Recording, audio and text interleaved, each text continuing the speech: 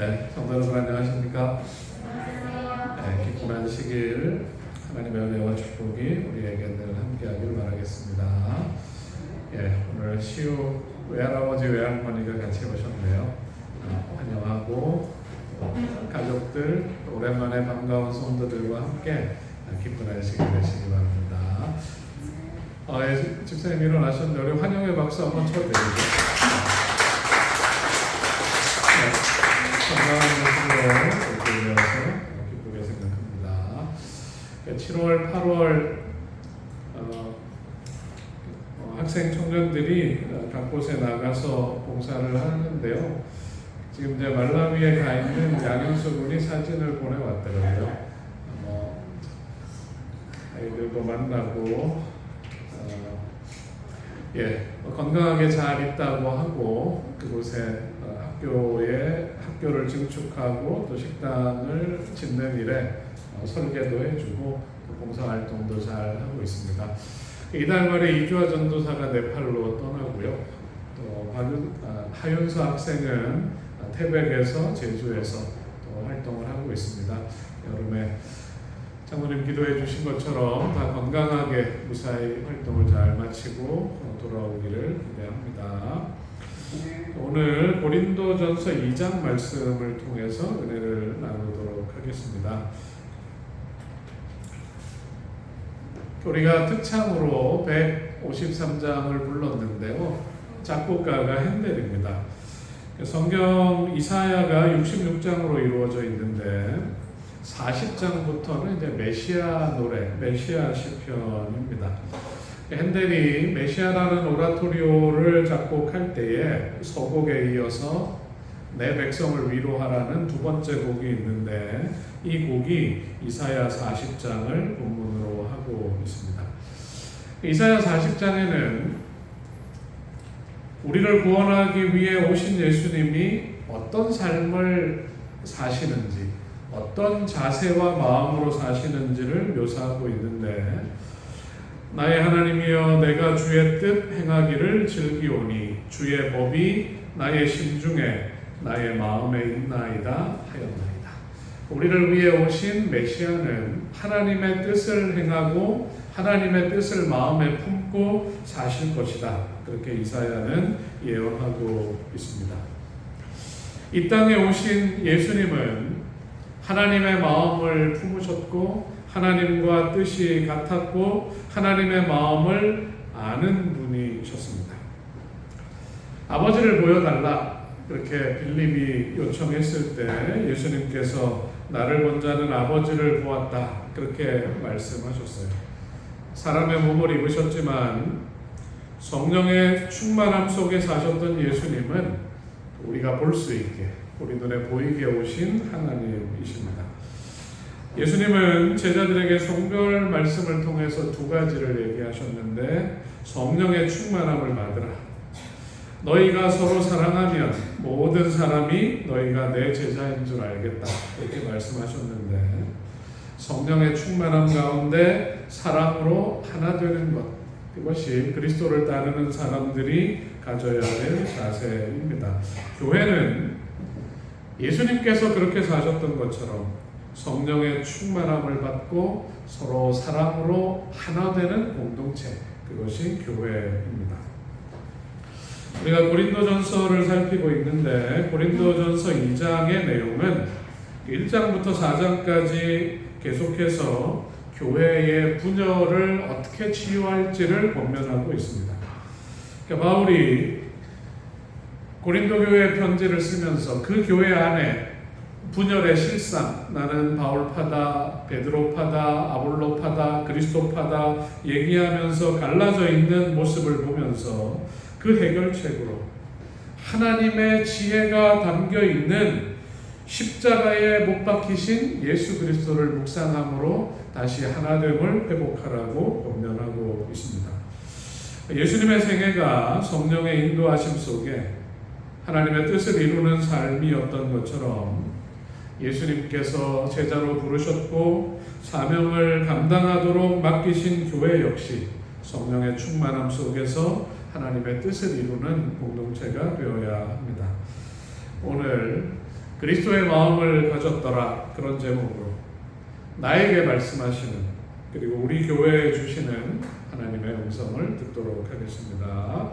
자, 1절 2절 우리가 같이 한번 읽어보겠습니다. 형제들아, 시작.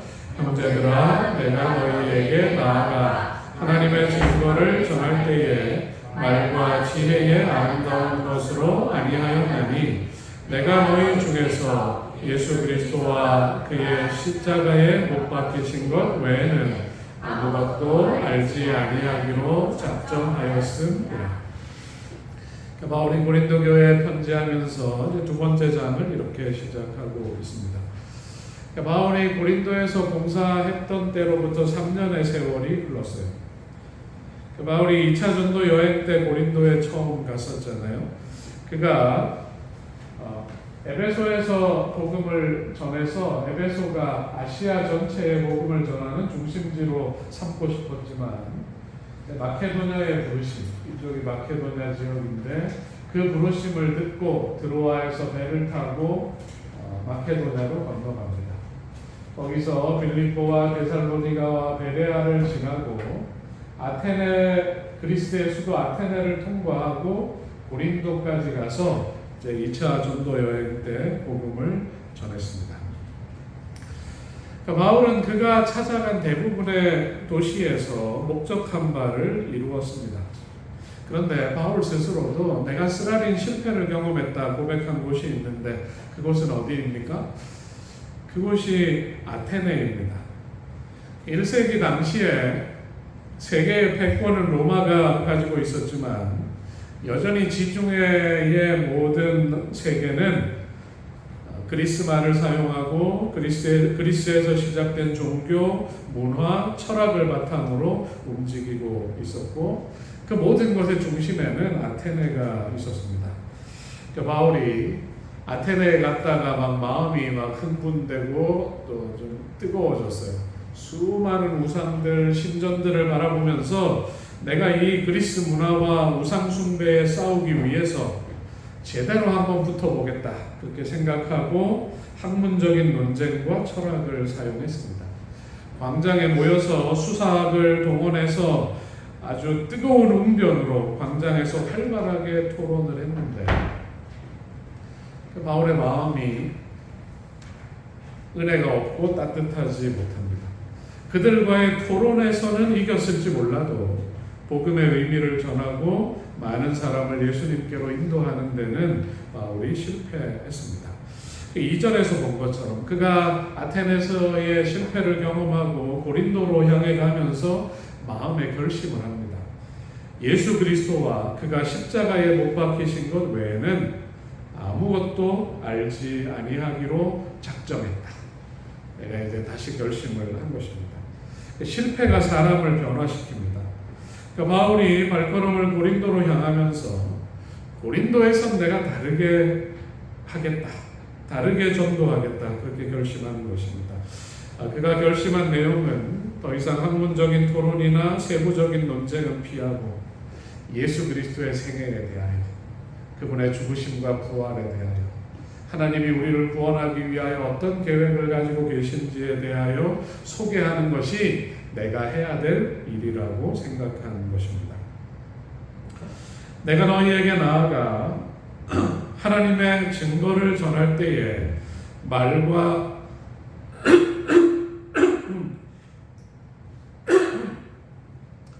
죄송합니다.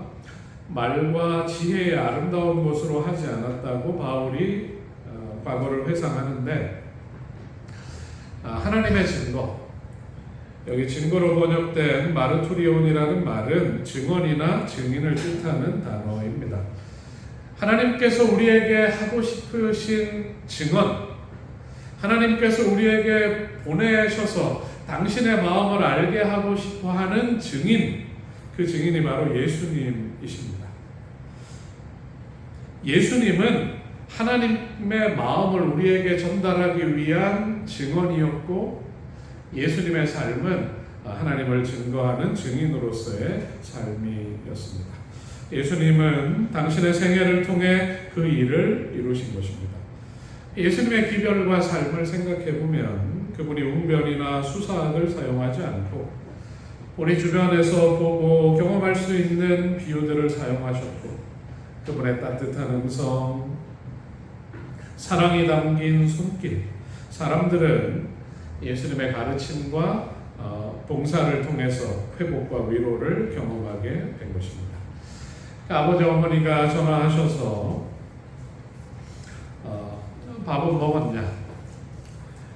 아픈 데는 없냐? 건강 잘 챙겨라. 그게 별말 아닌 것처럼 단순한 안부를 물으시지만 이 말 속에는 우리를 향한 당신들의 큰 사랑이 담겨 있는 것처럼 복음에는 그리스도의 생애 속에는 하나님께서 우리 인간을 얼마나 사랑하시는지 하나님의 그 위대한 사랑이 아낌없이 증거되고 있는 것입니다. 바울은 좋은 스승에게서 배웠어요.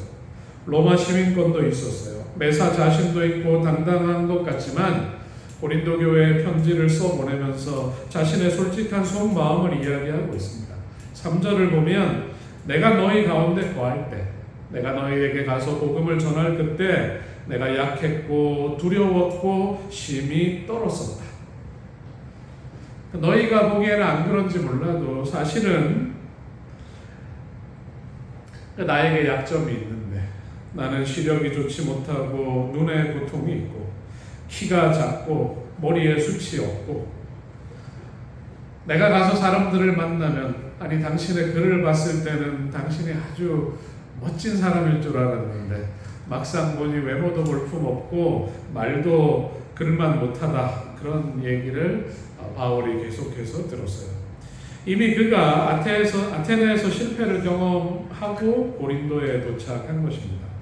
고린도는 아테네보다 선교하기에 난이도가 더 높았어요. 고린도는 세련된 도시고 돈이 많은 도시고 쾌락과 즐거움이 있는 도시이고 사도행전 18절의 기록을 보면 고린도에서 사도 바울의 선교를 방해하는 반대자들의 극심한 방해를 경험했습니다. 바울이 그때 내가 약했고 두려웠고 심히 떨었다. 하지만 하나님께서 그를 위로하셨고 용기를 주셨습니다. 우리 같이 한번 읽어보겠습니다. 밤에 시작. 밤에 주께서 환상 가운데 바울에게 말씀하시되 두려워하지 말며 침묵하지 말고 말하라. 내가 너와 함께 있음에 어떤 사람도 너를 대적하여 해롭게 할 자가 없을 것이니 이는 이 성중에 내 백성이 많음이라 하시더라. 바울의 용기를 얻는 것입니다.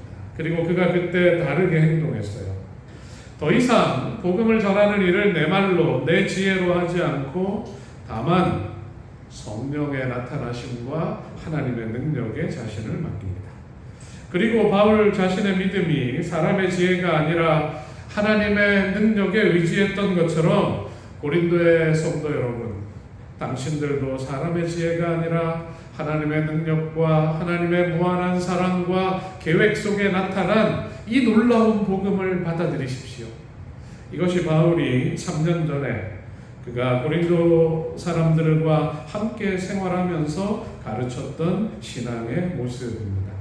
3년의 세월이 흐르고 교회는 양적으로 성장했지만 처음 바울이 가르친 하나님의 능력이 아니라 사람의 지혜를 더 사랑하는 사람들이 교회의 본질을 흐리고 분열의 정신을 심었습니다. 바울은 분열 가운데 있는 교회를 향해서 그가 복음을 전할 때 가졌던 그 정신을 다시 회복하라고 편지를 통해서 알려주고 있습니다. 자, 5절을 읽어보겠습니다. 고린도전서 2장 5절. 너희 믿음이 시작.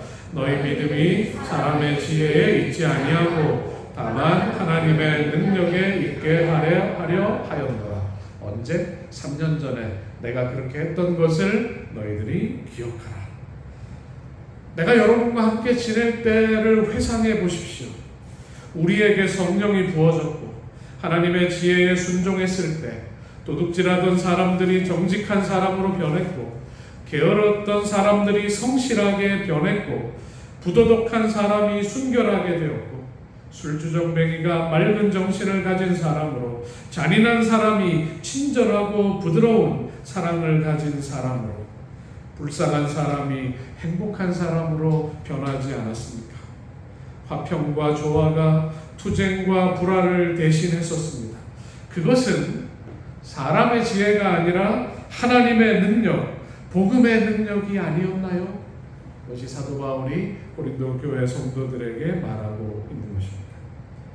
지금 고린도 교회가 가지고 있는 문제의 해결책 역시 마찬가지입니다.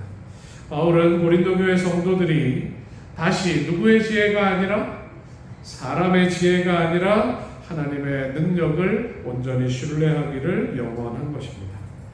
바울이냐 아볼로냐 베드로냐 이것이 중요한 것이 아니라 우리를 위해 십자가를 주셨고 우리가 닮아야 하는 유일한 존재 그 예수 그리스도를 바라보라고 바울은 말하고 있습니다. 여러분, 사람이 자신의 마음을 온전히 주님께 드릴 수 있는 유일한 길은 내 의지나 노력이 아니고 성령께서 우리의 마음에 확신을 주시고 우리의 마음을 변화시킬 때 그 변화가 일어납니다. 믿음을 새롭게 시작하는 형제들을 위해서 여러분 기도해 주시기 바랍니다. 온전한 자기 믿음을 갖지 못한 것처럼 보이는 사랑하는 자녀들을 위해서 그들이 성령의 충만을 경험하고 하나님의 음성을 듣게 해달라고 여러분 기도해 주시기 바랍니다. 내 마음 가운데서 형제에 대한 사랑이 식을 때, 우리 사이에 간격이 생기려고 할 때 성령이 다시 우리의 마음을 붙잡아 주시도록 간절히 기도하는 교회와 성도들이 되시기를 바랍니다. 우리 모두의 마음에 성령의 강력한 감동을 통해서 우리를 향한 하나님의 사랑, 우리를 구원하시는 하나님의 비밀을 깨닫고 하나님의 자녀로 굳건하게 살아가겠다는 그런 아름다운 결심이 있게 되시기를 주님의 이름으로 축복합니다. 자, 2장 10절 말씀을 읽어보겠습니다. 오직 하나님이 시작. 오직 하나님이 성령으로 이것을 우리에게 보이셨으니 성령은 모든 것 곧 하나님의 깊은 것까지도 통달하시느니라. 바울이 고린도 교회 성도들에게 예수님의 생애, 그분의 십자가만 가르치고 높이려고 노력했었다. 하지만 세월이 흐른 후에 교회 안에 사람의 지혜가 더해져서 교회가 혼란스럽게 빠졌다. 그렇게 말하면서 그 문제를 해결할 수 있는 유일한 방법으로 성령을 이야기하고 있습니다. 예수님께서 이 세상에 오셨을 때도 바울이 직면했던, 그리고 우리가 때때로 마주하는 이런 도전을 직면하면서 사셨습니다. 하나님의 아들이 처녀를 통하여 잉태되고 베들레헴에서 탄생하시고 그분이 어떻게 사시고 무엇을 이루실지가 성경과 예언에 다 기록되어 있습니다. 그리고 그분이 어떤 봉사를 하실지, 맹인이 보게 되고 걷지 못하는 사람이 걷게 되고 나병 환자가 나음을 입고 죽은 자가 살아나고 가난한 자에게 복음이 증거될 것이다. 이것이 이사야서에 기록되어 있는 메시아의 삶에 대한 기록입니다. 예수님이 이 땅에 오셔서 내가 하나님의 아들이다 그렇게 얘기해도 사람들이 안 믿어요. 내 말을 못 믿겠으면 내가 하는 것을 보고 믿어라 그렇게 얘기해도 네가 40살도 안 됐는데 무슨 아브라함이 나기 전부터 있었다고 말하고 하나님이라고 얘기하고 신성을 모독하느냐, 그런 얘기를 예수님께서 들으셨습니다. 심지어 예수님을 세상 죄를 지고 가는 하나님의 어린 양이라고 지목했던 침례 요한마저 감옥에서 우리가 다른 사람을 기다려야 합니까? 그렇게 묻는 그런 도전을 예수님이 받으셨어요. 여러분, 바울이 이 사실을 언급합니다. 오직 은밀한 가운데 있는 하나님의 지혜를 말하는 것으로서 곧 감추었던 것인데 하나님이 우리의 영광을 위하여 만세전에 미리 정하신 것이라. 누구를 얘기하는 것입니까? 예수 그리스도와 그분의 사역, 우리를 구원할 구속의 비밀을 이야기하는 것입니다. 이 지혜는 이 세대의 통치자들이 한 사람도 알지 못하였나니 만일 알았더라면 영광의 주를 십자가에 못 박지 아니하였으리라. 유대 지도자들이나 또 성경을 가르쳤던 사람이나 관리들이나 로마의 총독이 이 사실을 알았다면 예수 그리스도를 잔인하게 십자가에 못 박지 않았을 것입니다. 기록된 바 하나님이 자기를 사랑하는 자들을 위하여 예비하신 모든 것은 눈으로 보지 못하고 귀로 듣지 못하고 사람의 마음으로 생각지도 못하였다 함과 같으니라. 그러니까 하나님의 비밀, 하나님의 구원, 하나님의 사랑을 깨달을 수 있는 방법은 성령을 통해서만 깨달을 수 있는 것을 설명하고 있는 것입니다. 성령만이 그 일을 하실 수 있는 이유는 성령은 삼위의 한 분이시기 때문입니다. 성령은 그 모든 계획을 하나님과 아들 하나님과 함께 세우셨습니다. 성령은 하나님의 깊은 것, 하나님의 지혜 중에 알지 못하는 부분이 없습니다. 여러분 옆에 있는 사람 얼굴을 한번 보세요. 이 사람의 속마음을 여러분 알 수 있습니까? 웃고 있어도 나를 욕하고 있는지도 몰라요. 여러분 그 사람의 마음은 그 사람만 아는 것처럼 하나님의 마음은 누구만 알 수 있을까요? 하나님만 아세요. 하나님의 영, 성령이 하나님의 마음을 아십니다. 그리스도인은 세상의 영이 아니라 하나님의 영, 성령을 받은 사람입니다. 예수님께서 제자들에게 성령을 보내시겠다고 약속하신 것은 제자들이 성령을 받기 전까지는 예루살렘을 떠나지 말고 전도 사역을 아직 시작하지 말고 성령의 충만을 위하여 기다리며 기도하라고 하신 이유는 성령을 받아야 하나님의 마음이 우리 마음속에 들어와야 하나님께서 우리에게 은혜로 주신 모든 것들을 이해할 수 있게 되는 것입니다. 그리고 그것을 증거할 수 있게 되는 것입니다. 아무리 성경을 잘 안다 할지라도 성령을 받지 못했던 예수님 당시의 사두개인들, 바리새인들은 예수님의 말씀, 예수님의 사역, 예수님의 죽으심의 의미를 그들이 성경은 잘 알지만 이해하지 못했어요. 바울은 말합니다. 만약 그들이 성령을 통해서 하나님의 뜻을, 하나님의 마음을, 하나님의 지혜를 알았다면 우리를 구원하기 위해 오신 하나님의 아들을 그렇게 모질게 대하지 않았을 것이고 영광의 주를 십자가에 못 박지 않았을 것이다. 우리가 하고 있는 신앙, 우리가 전하는 복음은 영적인 일이고 하나님의 일입니다. 그리고 이 영적인 일은 영적인 것으로 분별해야 합니다. 여러분 오늘 우리의 마음에 하나님의 거룩한 성령이 충만하게 임하시기를 여러분 다시 한번 간구하게 되시길 바랍니다. 여러분 오늘 교회 마당으로 들어오실 때 교회 첨탑 위에 솟아있는 그 십자가를 바라볼 때 그 십자가를 통해 뿜어져 나오는 하나님의 사랑이 우리의 마음에 사무치게 다가와야 하는 것입니다. 예수님의 생애를 묵상할 때마다 나를 위해 멀고 먼 하늘을 지나서 그 영광을 버리시고 나 살리겠다고 오신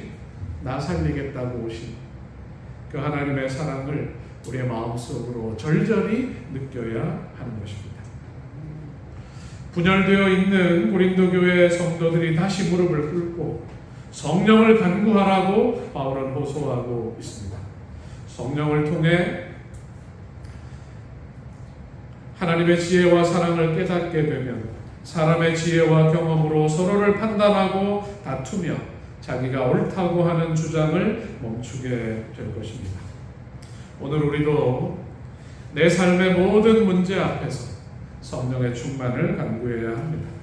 영적인 분별력을 잃고 나를 향한 하나님의 사랑과 계획을 무시하고 내 마음대로 달려가는 삶을 살고 있다면 다시 십자가 앞에 회개하고 하나님의 사랑, 하나님의 마음을 내 속에 품게 해달라고 기도하는 우리 모두가 되기를 바라겠습니다.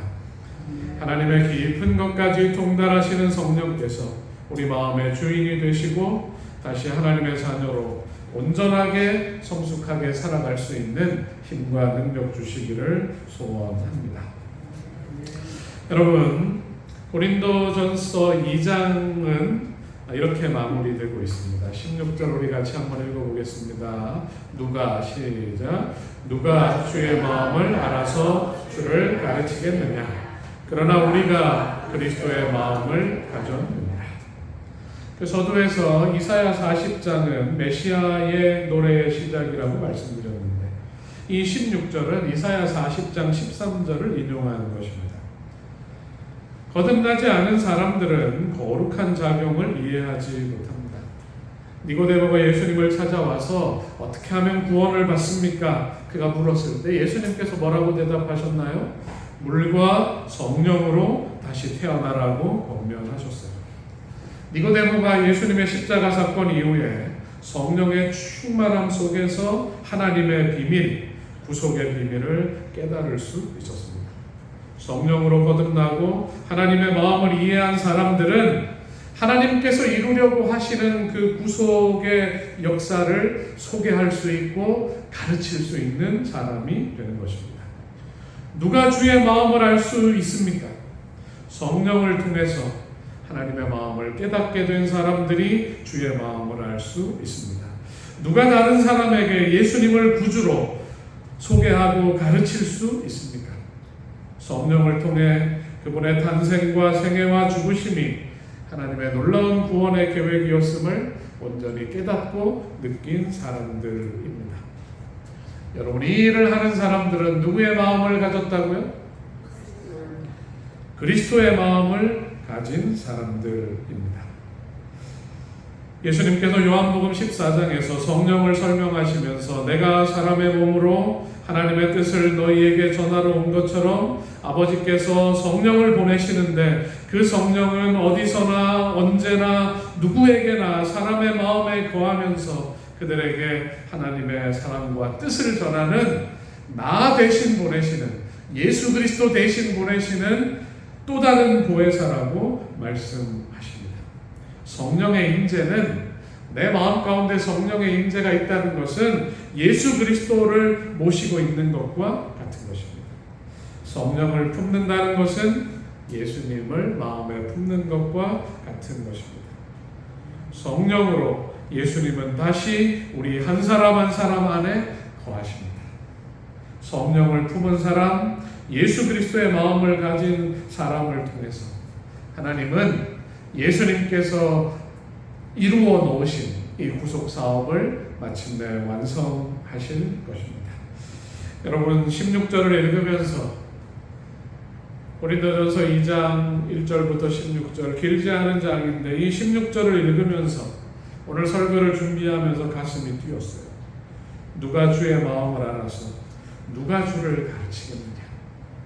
그러나 우리가 그리스도의 마음을 가졌다. 이 말은 누가 그 일을 할 거라는 얘기인가요? 우리가, 내가 그 일을 할 것이라는 얘기입니다. 바울이 오늘 우리에게 묻습니다. 누가 주의 마음을 알아서 주를 가르치겠느냐? 내가 성령의 충만으로 예수 그리스도의 마음을 가지고 그 일을 하겠습니다. 여러분, 그렇게 고백하시겠습니까? 여러분, 그렇게 고백하는 우리 모두가 되기를 바라겠습니다.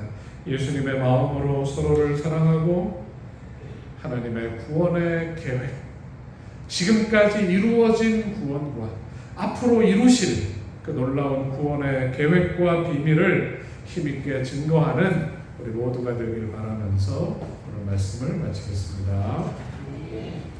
다 함께 일어나셔서 헌신의 찬미 458장을 부르겠습니다. 458장입니다.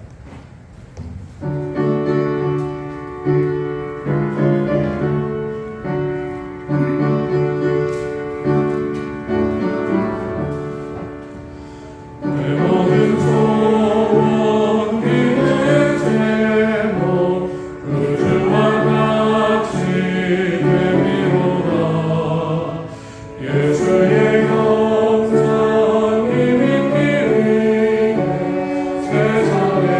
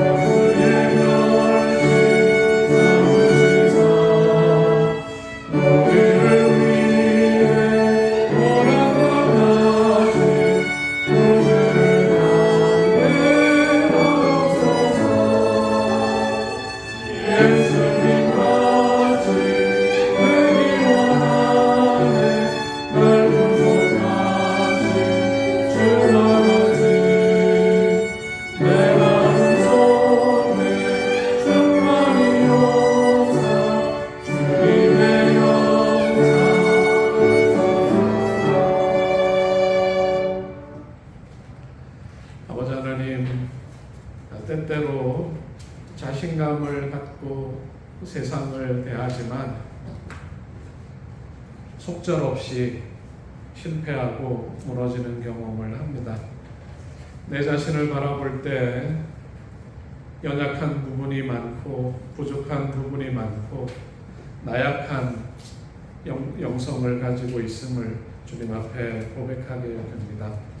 아버지 하나님, 아테네에서 고린도로 가는 길에 다시 한번 그의 신앙을 묵상하며 하나님의 비밀과 성령 충만한 사람의 능력을 깨달았던 사도 바울의 마음이 오늘 우리의 마음이 되게 하여 주옵소서.